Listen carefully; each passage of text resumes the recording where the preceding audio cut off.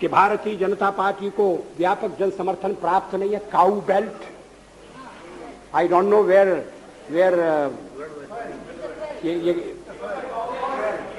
ये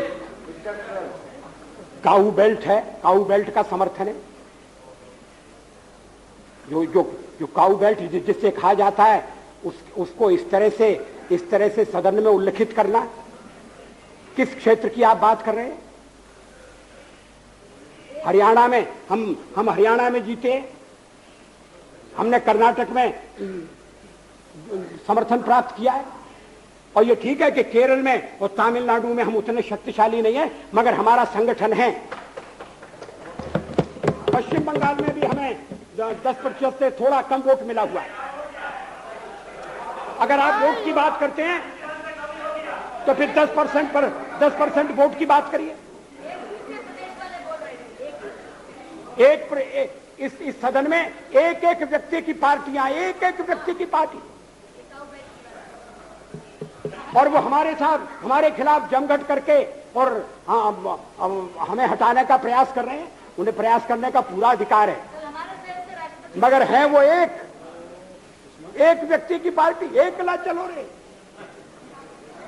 और चलो एकला अपने चुनाव क्षेत्र से और दिल्ली में आकर हो जाओ इकट्ठे रे। किस लिए इकट्ठे हो जाओ? देश के भले के लिए। स्वागत है, हम भी अपने ढंग से देश की सेवा कर रहे हैं।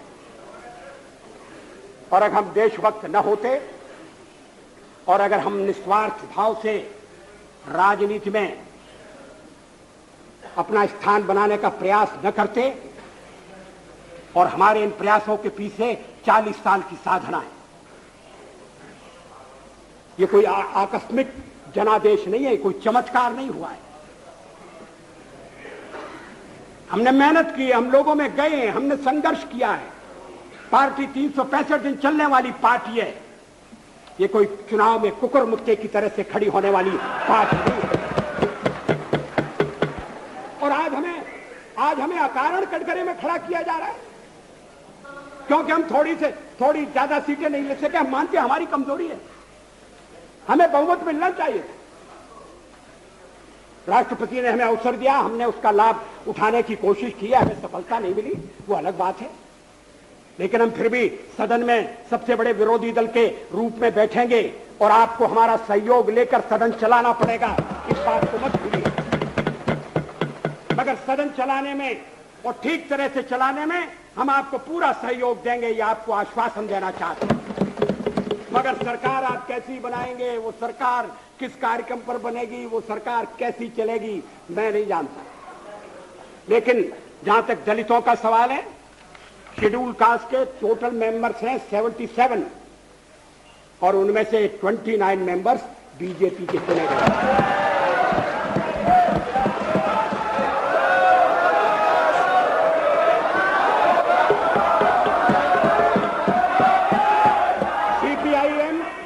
सीपीआईएम के 5 मेंबर हैं, सीपीआई 1 मेंबर है, कांग्रेस 15 मेंबर है, जनता दल 7 मेंबर है और सबसे ज्यादा हमारे मेंबर हैं।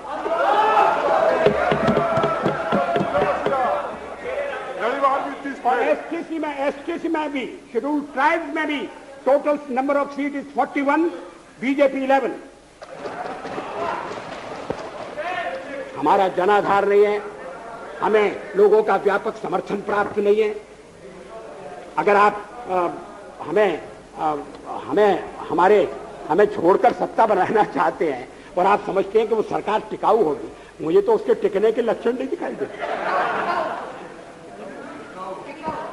वो पहले तो उसका जन्म लेना कठिन है, जन्म लेने के बाद जीवित रहना कठिन है। और ये सरकार अंतर विरोधों में घिरी हुई देश का कितना लाभ कर सकेगी, ये एक प्रश्नवाचक चिन्ह है। हर बात के लिए आपको कांग्रेस के पास दौड़ना पड़ेगा। और जब आप उन पर निर्भर हो जाएंगे, अभी तो मैं नहीं जानता, पहले चर्चा हुई थी, कुछ शर्तें लगाई जा रही, फिर चर्चा हुई कि कोऑर्डिनेटिंग कमेटी बनाना पड़ेगी। फ्लोर पर भी हम लोग कोऑर्डिनेशन करते हैं, उसके बिना तो सदन नहीं चलता। आप सारा देश चलाना चाहते हैं, बड़ी अच्छी बात है, हमारी शुभकामनाएं आपके साथ हैं। हम अपने देश की सेवा के कार्य में जुटे रहेंगे।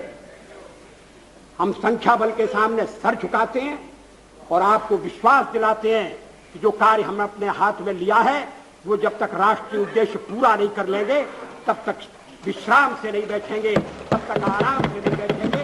अध्यक्ष महोदय, मैं अपना त्यागपत्र राष्ट्रपति महोदय को देने जा रहा हूं।